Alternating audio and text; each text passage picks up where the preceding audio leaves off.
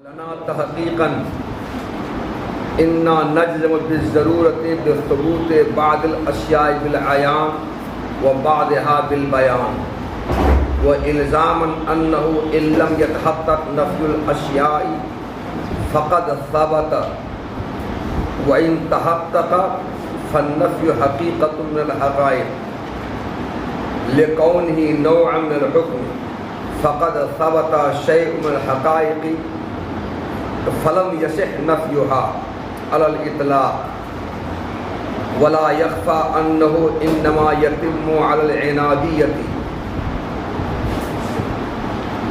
اس عبارت میں ثبوت اشیاء کے سلسلے میں اہل سنت والجماعت کے دلائل پیش کیے گئے ہیں۔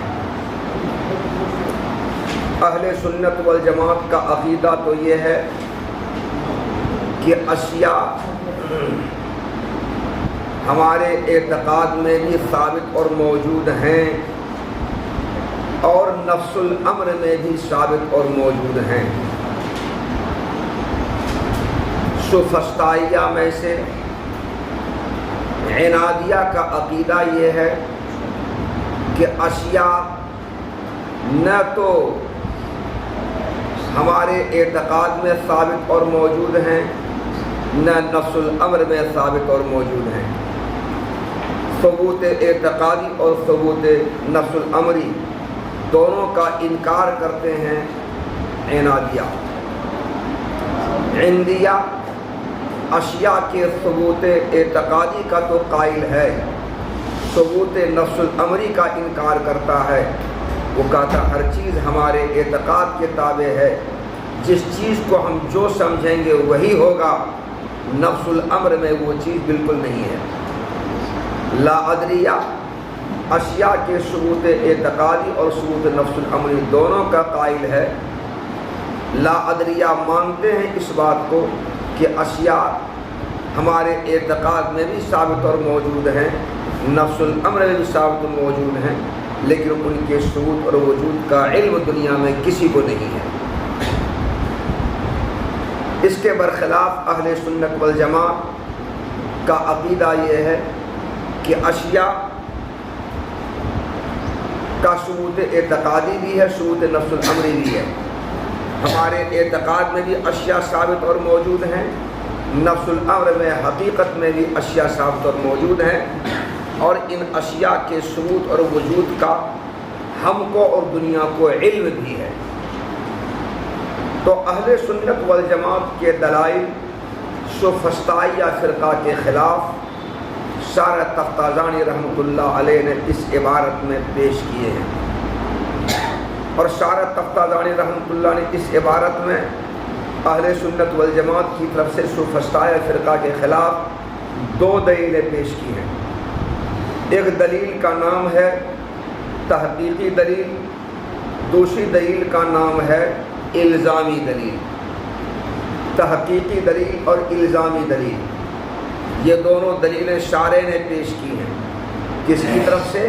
اہل سنت والجماعت کی طرف سے۔ کس کے خلاف؟ سوفسطائیہ فرقہ کے خلاف۔ کس بارے میں؟ ثبوت اشیاء کے بارے میں۔ تحقیقی دلیل وہ دلیل کہلاتی ہے جس دلیل کے مقدمات نفس الامر میں سچے ہوں، پکے ہوں،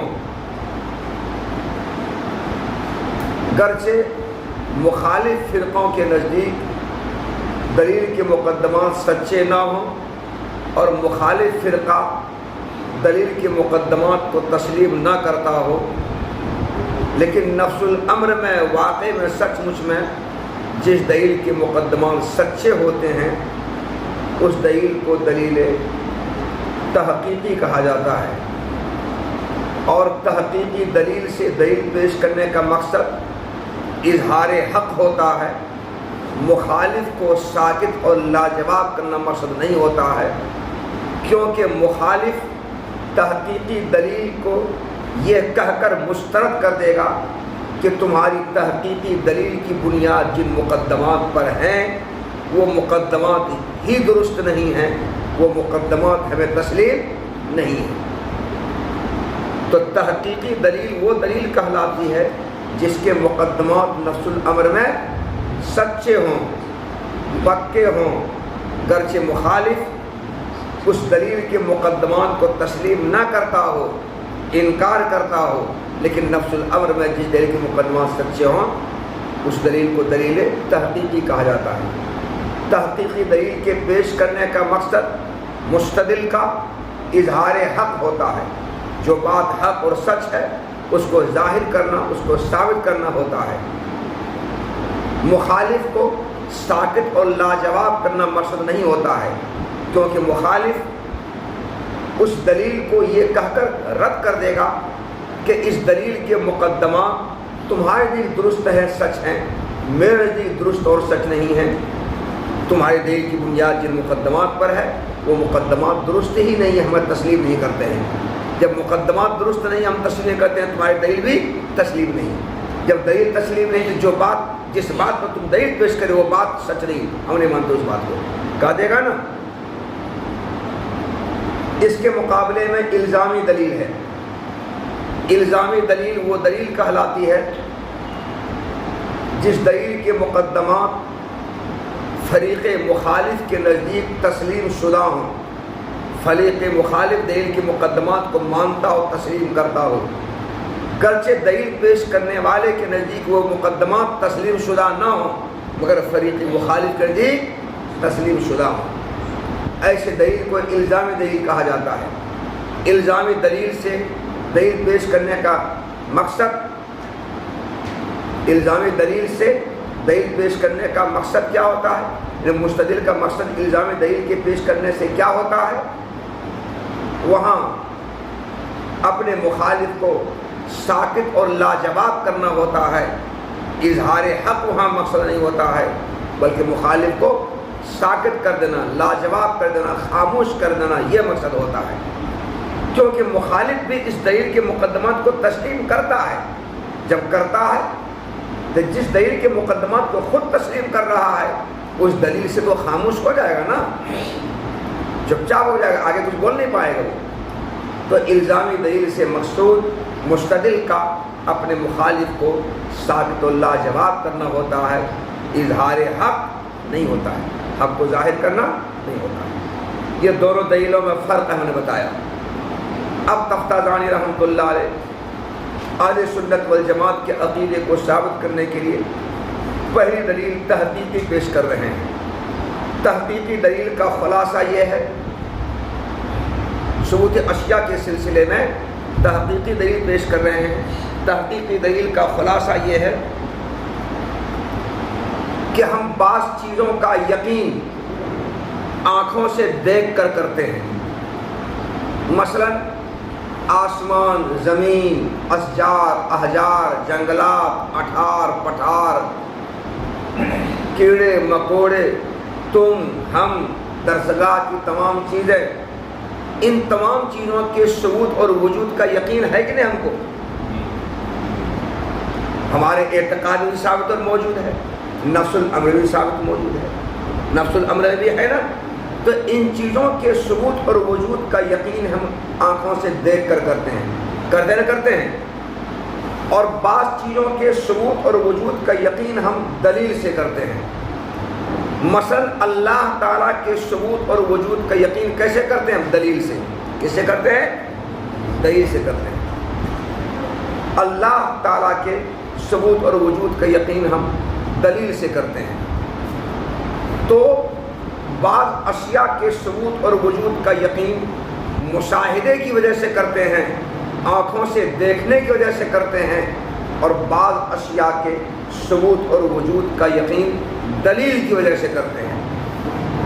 مثلا میں نے بتایا کہ آسمان ہے، زمین ہے، اشجار ہیں، احجار ہیں، جنگلات ہیں، درخت ہیں، اٹھار ہے، پٹھار ہے، پہاڑ ہے، ان اشیاء کے ثبوت اور وجود کا یقین ہم آنکھوں سے دیکھنے کی وجہ سے کرتے ہیں۔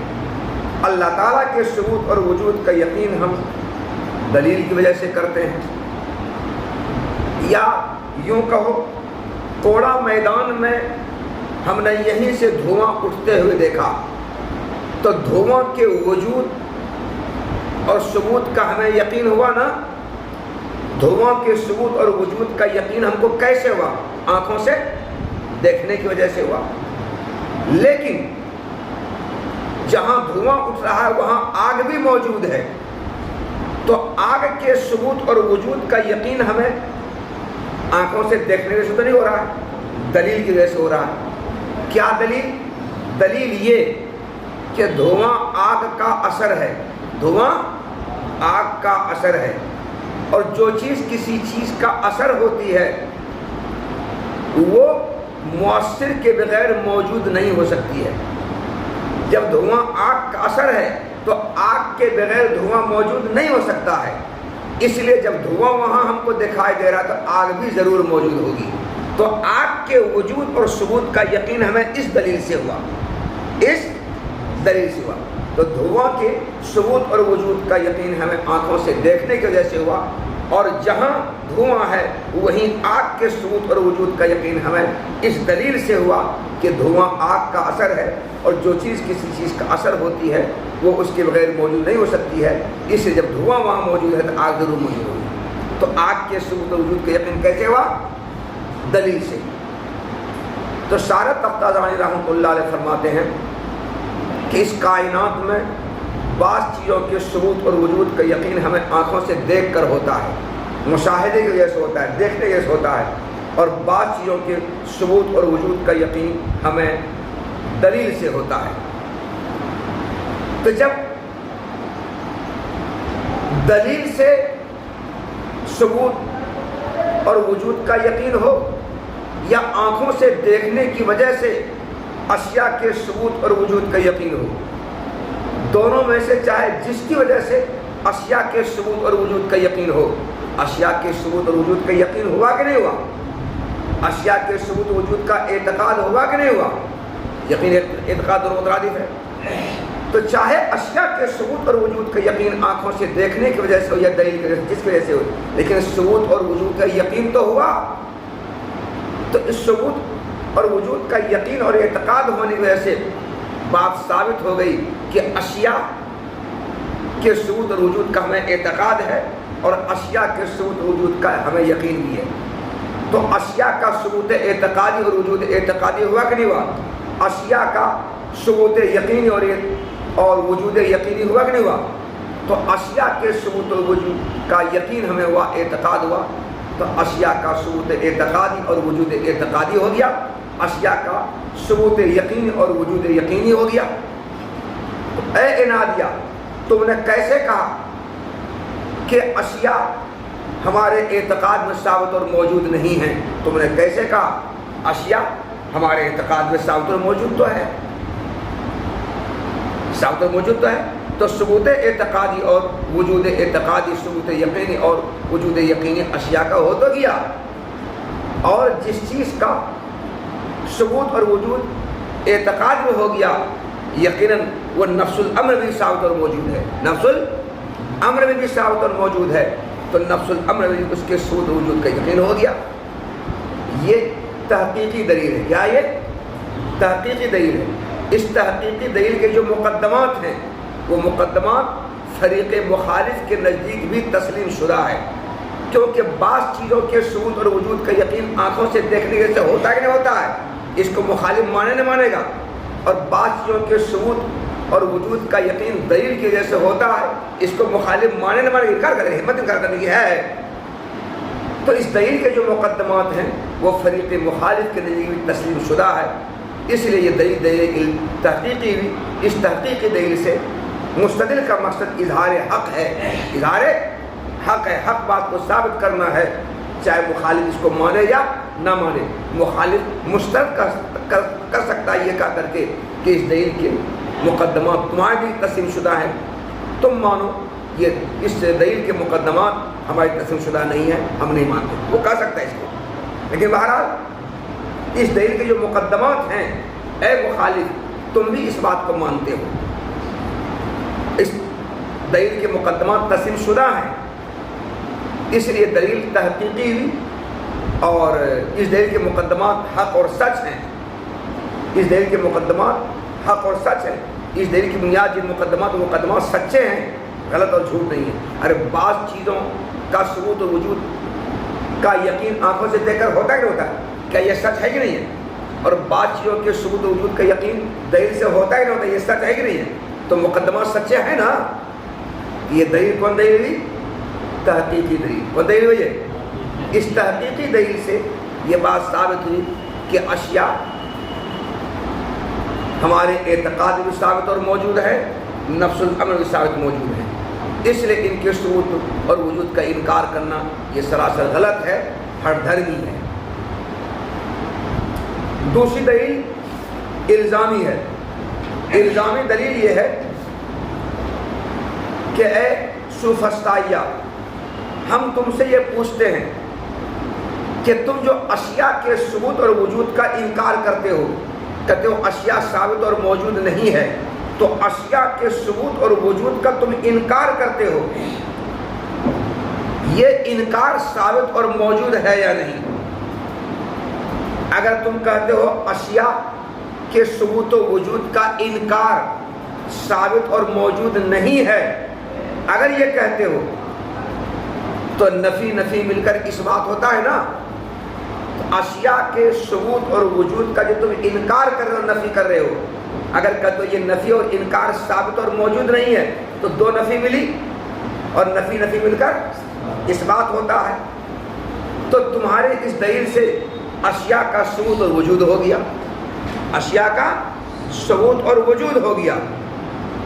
اور اگر تم یہ کہتے ہو کہ اشیاء کی نفی ثابت اور موجود ہے، اگر یہ کہتے ہو کہ اشیاء کے وجود و ثبوت کا جو ہم انکار کرتے ہیں، نفی کرتے ہیں، یہ انکار اور یہ نفی ثابت اور موجود ہے، اگر یہ کہتے ہو تو نفی بھی ایک شے ہے، نفی بھی ایک چیز ہے، ایک شے ہے. نفی بھی ایک حقیقت ہے، ایک چیز ہے یہ بھی. کیونکہ کسی چیز کی نفی اور کسی چیز کا انکار حکم کی ایک قسم ہے. کیونکہ حکم کی دو قسمیں ہیں، ایک قسم کا نام اثبات اور ایجاب ہے اور دوسری قسم کا نام نفی ہے. تو نفی حکم کی ایک قسم ہوئی کہ نہیں ہوئی؟ حکم کی دو قسم ہے نا. حکم کی ایک قسم ایجاب اور اثبات ہے اور دوسری قسم نفی ہے. پتہ چلا کہ نفی بھی اور انکار بھی حکم کی ایک قسم ہوئی. تو اشیاء کی نفی اور اشیاء کا انکار حکم کی ایک قسم ہے. اور حکم علم ہے، تو اشیاء کی نفی اور اشیاء کا انکار بھی علم ہے. اور علم تصدیق ہے، تو اشیاء کی نفی اشیاء کا انکار بھی تصدیق ہے. اور تصدیق نفسانی کیفیت کا نام ہے، تو اشیاء کی نفی اشیاء کا انکار نفسانی کیفیت کا نام ہوا. اور نفسانی کیفیت عرض ہے، تو اشیاء کی نفی اشیاء کا انکار عرض ہوا. اور عرض خارج میں موجود ہے اور شے ہے، عرض خارج میں موجود اور شے ہے، تو اشیاء کی نفی اشیاء کا انکار بھی خارج موجود اور شے ہے. تو اشیاء کی نفی اور اشیاء کا انکار خارج موجود ہوا، خارج میں ثابت ہوا، اور وہ بھی ایک چیز ہوئی. تو اشیاء کا انکار اور اشیاء کی نفی یہ بھی ایک شے ہے، اور یہ شے خارج میں ثابت اور موجود ہے. تو اشیاء کی نفی اور اشیاء کا انکار خارج میں ثابت اور موجود ہوا، اس کا ثبوت اور وجود ہوا. تو اشیاء کی نفی اور اشیاء کا انکار یہ بھی خارج میں ثابت اور موجود ہو گیا. تو اب جب اشیاء کی نفی اور اشیاء کا انکار خارج میں ثابت اور موجود ہے، یہ موجبہ جزیہ ہو گیا. کیونکہ بعض چیزیں خارج میں ثابت اور موجود ہو گئی. جب بعض چیزیں خارج میں ثابت اور موجود ہو گئی، ان بعض میں سے کون؟ اشیاء کی نفی اشیاء کے انکار خارج میں ثابت اور موجود ہو گیا. تو یہ موجبہ جزیہ ہوا نا. جب موجبہ جزیہ ہوا تو سلب کلی کے طور پر، مطلق طور پر تم نے اشیاء کے ثبوت کا انکار کیسے کر دیا اور اشیاء کے وجود کا انکار نفی کیسے کر دیا؟ تم نے کیسے کہہ دیا کہ دنیا میں کوئی بھی شے ثابت اور موجود نہیں ہے، دنیا میں کوئی بھی شے ثابت اور موجود نہیں ہے. تو سالبہ کلیہ کے طور پر، سلب کلی کے طور پر مطلقاً تمام اشیاء کے ثبوت وجود کا تم نے انکار کیسے کر لیا؟ ایک شے کا ثبوت تو ہو گیا، کون سے؟ اشیاء کی نفی اور اشیاء کا انکار تو ثابت ہو گیا. اشیاء کی نفی اشیاء کے انکار کا ثبوت و وجود تو ہو گیا نا. تو ایک سے ثابت ہو گئے نا، تو ایجاب جزئی ثابت ہو گیا. اور ایجاب جزئی سے سلب کلی باطل ہو جاتا ہے، ہوتا نہیں ہوتا ہے؟ ایجاب جزئی سے سلب کلی باطل ہو جاتا ہے۔ تو اشیاء کی نفی اور اشیاء کے انکار کے ثبوت وجود سے تمہارا سالوہ کلیہ باطل ہو گیا، ایسا سفہستائیہ۔ اس لیے مطلقاً اشیاء کے ثبوت وجود کا تم نے انکار کر دیا، یہ تمہارا انکار کرنا غلط ہے، باطل ہے، صحیح اور درست نہیں ہے۔ یہ دلیل الزامی دلیل ہے۔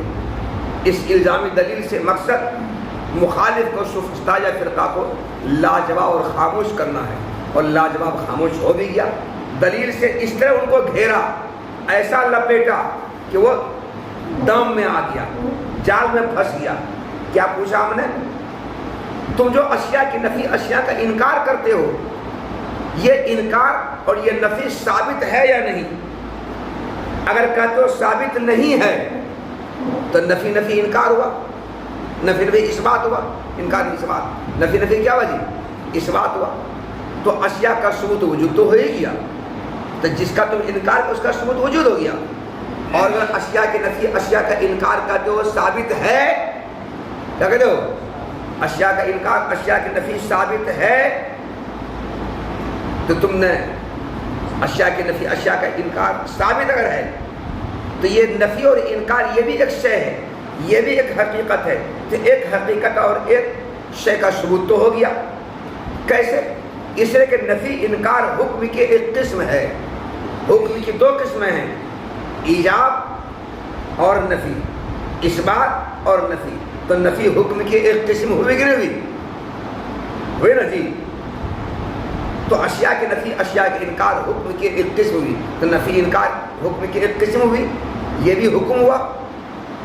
اور حکم تصدیق کا نام ہے، تو نفی انکار تصدیق ہوئی، اور تصدیق علم ہے تو نفی انکار علم ہوا۔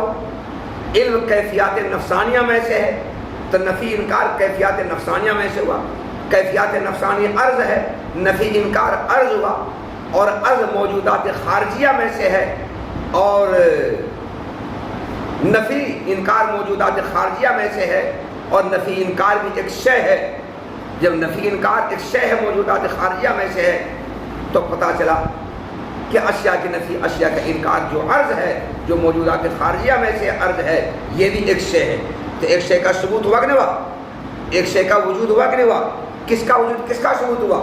اشیاء کی نفی کا ثبوت اور اشیاء کی نفی کا وجود ہو گیا، اشیاء کا انکار اور اشیاء کی نفی کا ثبوت اور وجود ہو گیا۔ تو ایک چیز تو ثابت ہو گئی، ایک چیز تو موجود ہو گئی، تو ایجاب جزئی ہو گیا، اور ایجاب جزئی سے سلب کلی باطل ہو جاتا ہے۔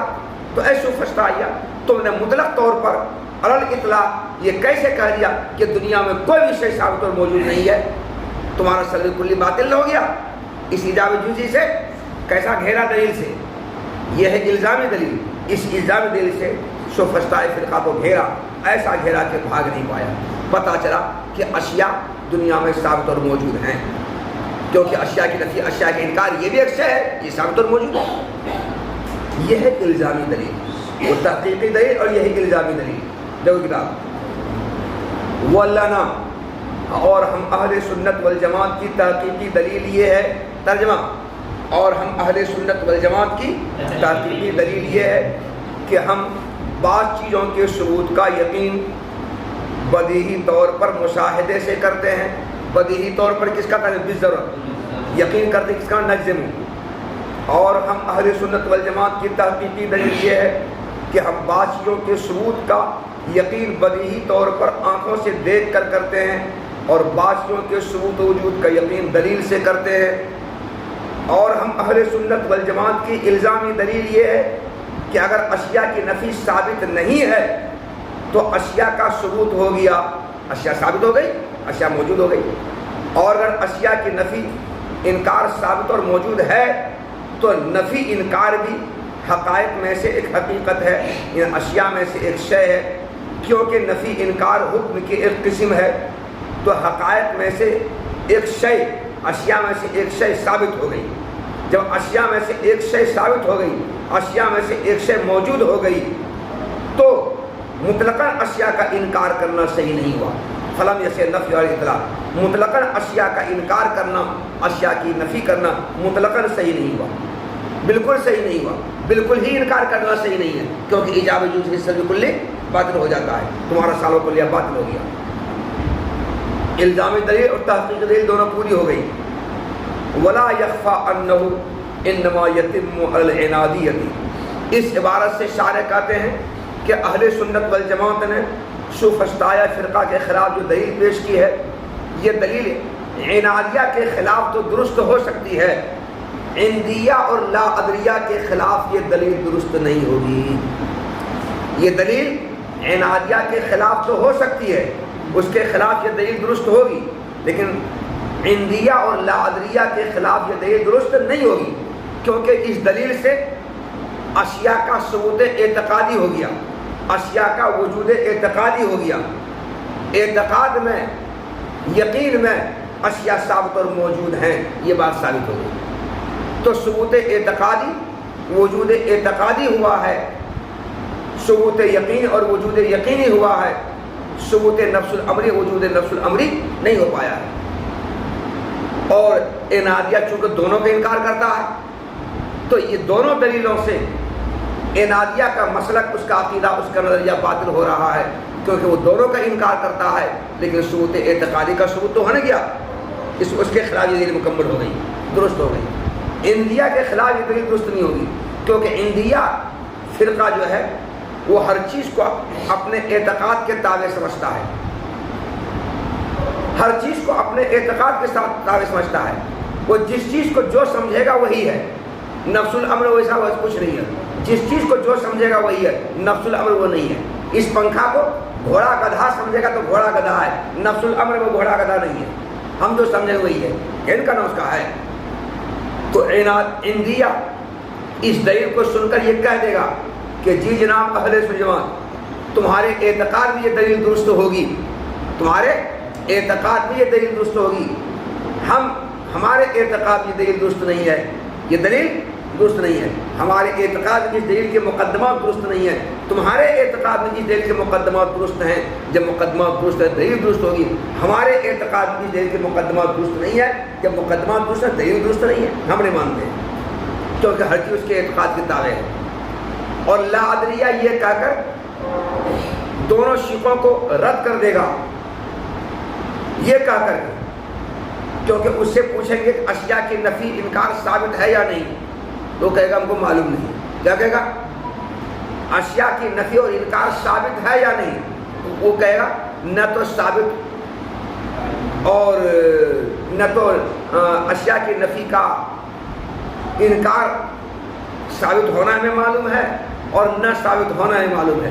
دونوں شیخوں کے جواب میں لا ادری کہہ کر کے انکار کرنے کا ہم کو معلوم ہی نہیں ہے، اس لیے یہ دلیل عنادیہ اور لا ادری، عنادیہ کے خلاف تو دلیل مکمل ہوگی، عندیہ اور لا ادریہ کے خلاف یہ دلیل نہیں چلے گی، یہ دلیل ان دونوں کے خلاف حجت ہے، یہ دلیل نہیں چلے گی، عنادیہ کے خلاف چلے گی، یہ کہتے شاعر۔ ولا یخفی انہ انما یتم العنادیۃ، اور یہ بات پوشیدہ نہیں ہے کہ اوپر ذکر کردہ اہل سنت والجماعت کے دلیل صرف عنادیہ کے خلاف درست ہوگی، صرف یتیم اور درست ہوگی، اور یہ بات پوشیدہ نہیں ہے کہ اوپر ذکر کردہ اشاعرہ اہل سنت والجماعت کی دلیل صرف عنادیہ کے خلاف درست ہوگی، عندیہ اور لادیہ کے خلاف درست نہیں ہوگی۔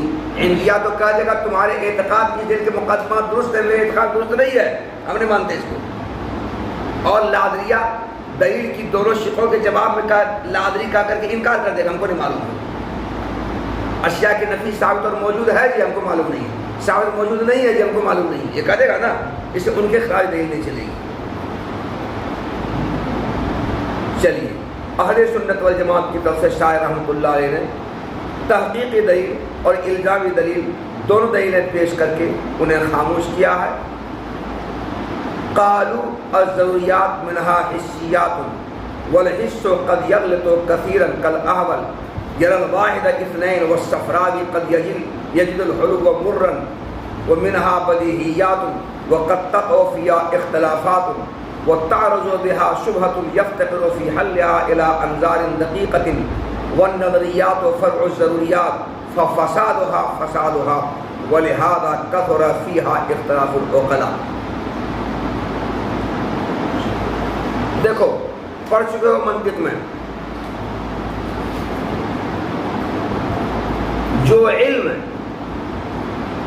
دلیل میں غور و فکر کرنے سے، نظر و فکر سے حاصل ہوتا ہے وہ علم علم نظری کہلاتا ہے۔ پڑھ چکے ہو یہ؟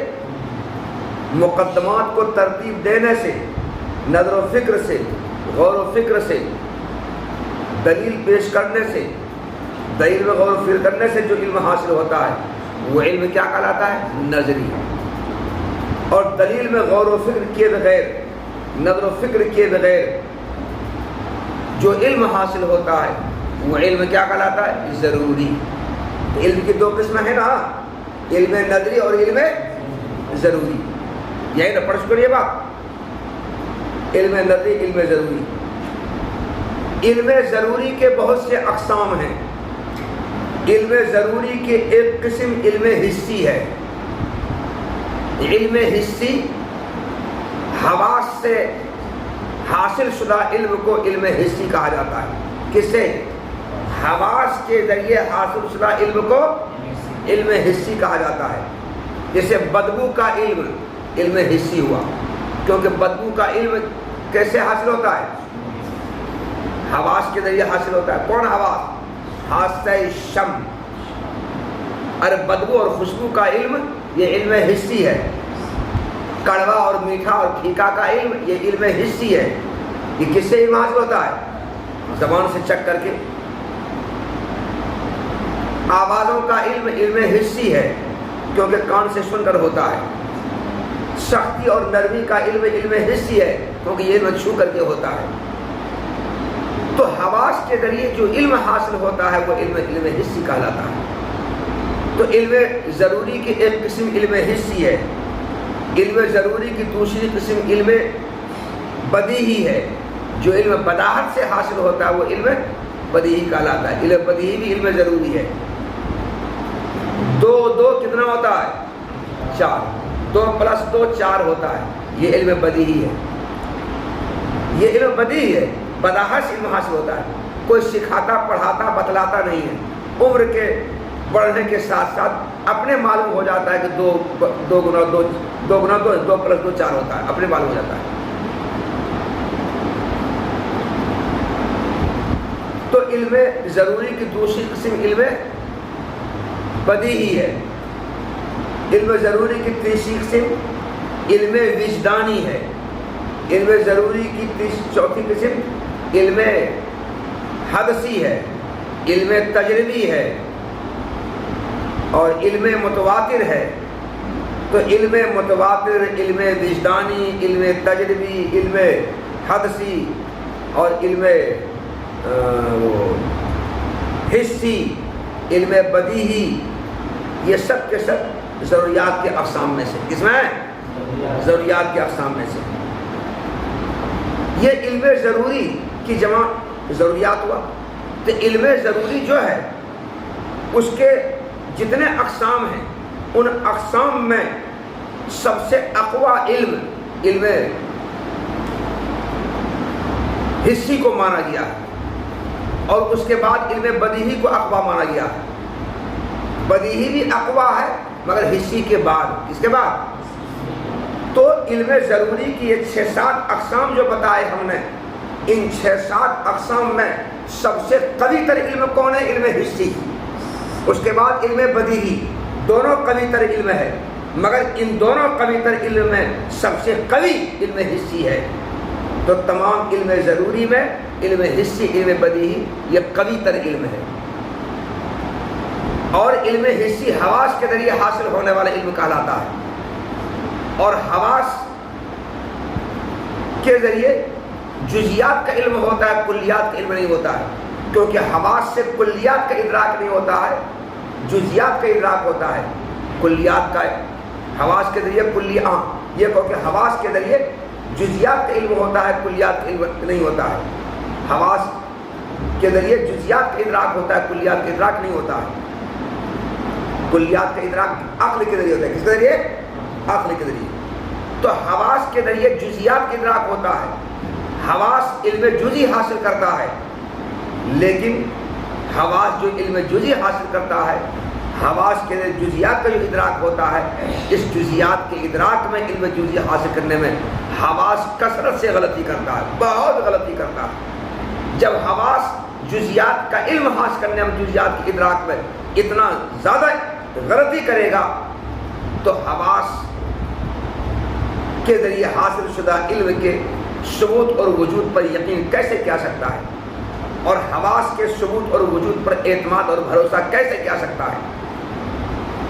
اب حواس جزیات کے ادراک میں کثرت سے غلطی کرتا ہے، ہم اس کی مثال دے رہے ہیں۔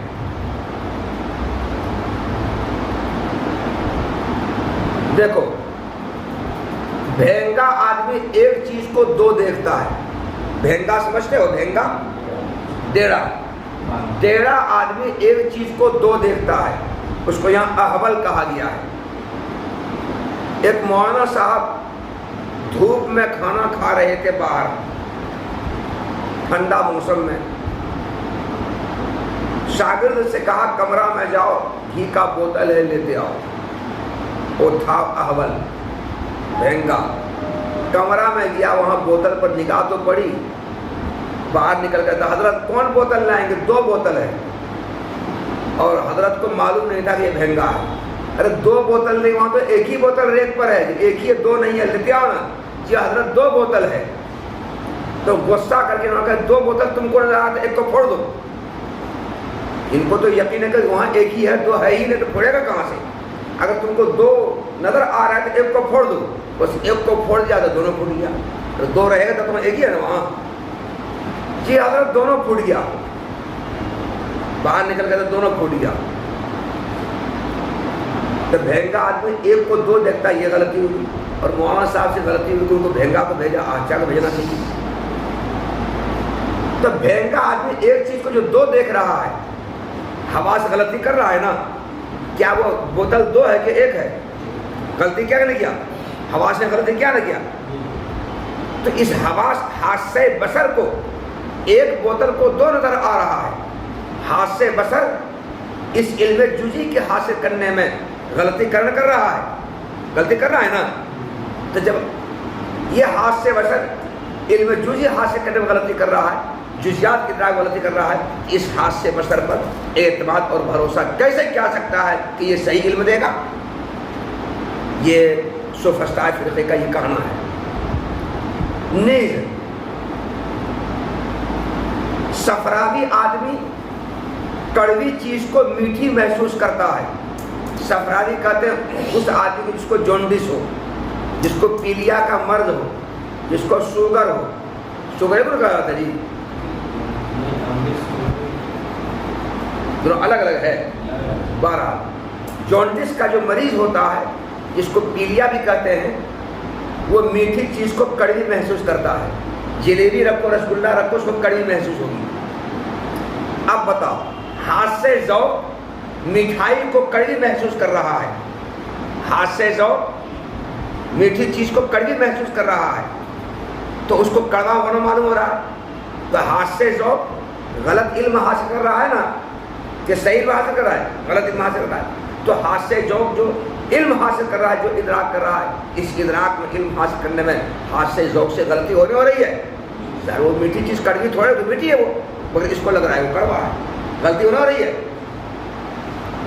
تو ہاتھ سے ذوق جو غلط ادراک کر رہا ہے، غلط علم حاصل کر رہا ہے، اس ہاتھ سے ذوق پر کیسے بھروسہ کیا سکتا ہے، کیسے اعتماد کیا سکتا ہے کہ صحیح وہ دے رہا ہے؟ اچھا، کبھی کبھی کوئی چیز تم اگر اوپر سے دیکھو گے تو واقعی حجم سے وہ بڑا نظر آئے گا۔ ایک برتن لے لو، اس میں پانی رکھ دو، اور انگور کا 2-4-5 دانہ اس میں رکھ دو۔ انگور کے دانے کا جو واقعی حجم ہے، اس واقعی حجم سے وہ بڑا نظر آئے گا۔ نظر آئے نہ آئے گا؟ نظر آئے نہ آئے؟ بولو، دیکھ لینا کر کے۔ یہ پانی ہے نا، اس پانی میں انگور کو رکھ دینا، جو اس کا سائز ہے، جو نفس الامری سائز ہے، واقعی سائز، اس سے وہ بڑا نظر آئے گا، حالانکہ بڑا تھوڑا ہے وہ۔ تو دیکھو جی، یہ آنکھ ہاتھ سے بصر غلط ادراک کر رہا ہے، ارے غلط علم حاصل کر رہا ہے نا، اس کو بڑا نظر، بڑا تھوڑے ہو تو وہ تو اپنے سائز کا بڑا کہاں ہے، لیکن اس کو بڑا نظر آ رہا ہے، ہاتھ سے بسر غلطی کر رہا ہے۔ اس غلط ادراک کرنے پر، اس ہاتھ سے بسر پر اعتماد بھروسہ کیسے کیا سکتا ہے؟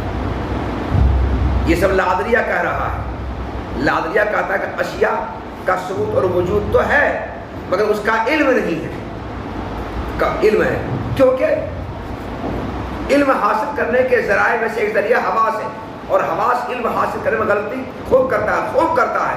کتنی غلطی ہو رہی ہے، غلطی کتنی ہوئی، مثال دیا نا۔ اس حواس پر بھروسہ کیسے کیا سکتا ہے کہ یہ صحیح علم دے گا؟ نیند، آسمان میں ہوائی جہاز اڑ رہا ہے اور تم نیچے سے ہوائی جہاز کو دیکھ رہے ہو، بتاؤ ہوائی جہاز اپنے واقعی حجم سے چھوٹا نظر آ رہا ہے کہ بڑا نظر آ رہا ہے؟ چھوٹا نظر آ رہا ہے۔ وہ چوٹی کی طرح چل رہا ہے یا چوہا کی طرح چل رہا ہے؟ کیا وہ چوہا اور چوٹی کا سائز کا ہے؟ وہ بہت بڑا سائز ہے نا، بہت بڑا سائز ہے وہ، تو اپنے واقعی سائز سے چھوٹا نظر آ رہا ہے۔ یہ چھوٹا نظر کس کو آ رہا ہے؟ اس کو آ رہا ہے۔ یہ ہاتھ سے بسر غلط ادراک کر رہا ہے، اس ہاتھ سے بسر غلط ادراک کر رہا ہے۔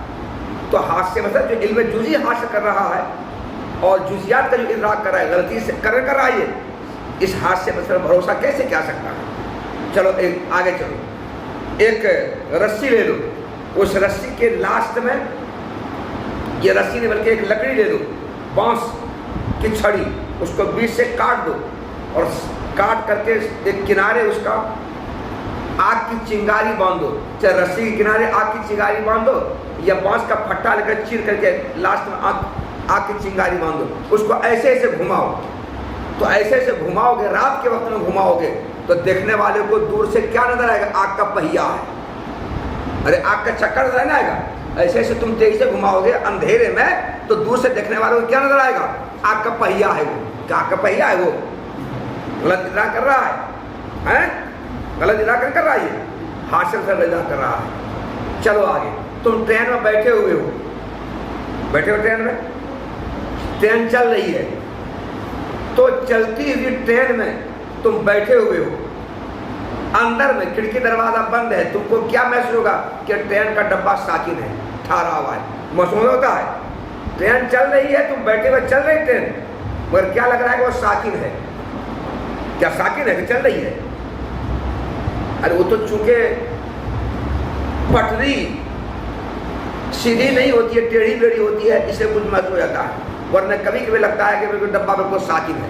ساکن تھوڑا ہے، وہ غلط ادراک کر رہا ہے، میرا حواس غلط ادراک کر رہا ہے۔ اچھا، ٹرین چل رہی ہے، کھڑکی کھلی ہوئی، کھڑکی کے سائڈ میں تم بیٹھے ہوئے، پٹری کے کنارے درخت بھی ہوتے ہیں، پٹری کنارے کھمبے بھی ہوتے ہیں بجلی کے۔ جب ٹرین چل رہی دوڑ رہی ہو تو پٹری کے کنارے جو درخت ہیں یا جو کھمبے ہیں وہ گھومتے ہوئے نظر آ رہے ہیں۔ کیا وہ گھوم رہے ہیں؟ ارے گھومتے ہوئے نظر آتے نہیں آتے ہیں؟ نہیں ہوتا، کبھی ایسا نہیں ہوا ہے؟ پٹری کے کنارے جتنے درخت ہیں یا بجلی کے کھمبے سارے گھومتے ہوئے نظر آ رہے ہیں۔ کیا وہ کھمبے اور درخت گھوم رہے ہیں؟ ہاں، غلط ادراک کر رہا ہے، کر رہا ہے۔ اچھا جی، آسمان سے بارش ہو رہی ہے، چھر چھر گر گر موسلا دھار بارش ہو رہی ہے، ہاں موسلا دھار بارش ہو رہی ہے، بارش کا تانتا لگا ہوا ہے، لگتا ہے جیسے آسمان سے پانی کا کوئی رسی زمین پر لٹکا ہوا ہے، بیچ میں انقطاع نہیں ہے، رسی وہاں سے، کیا رسی ہے وہ؟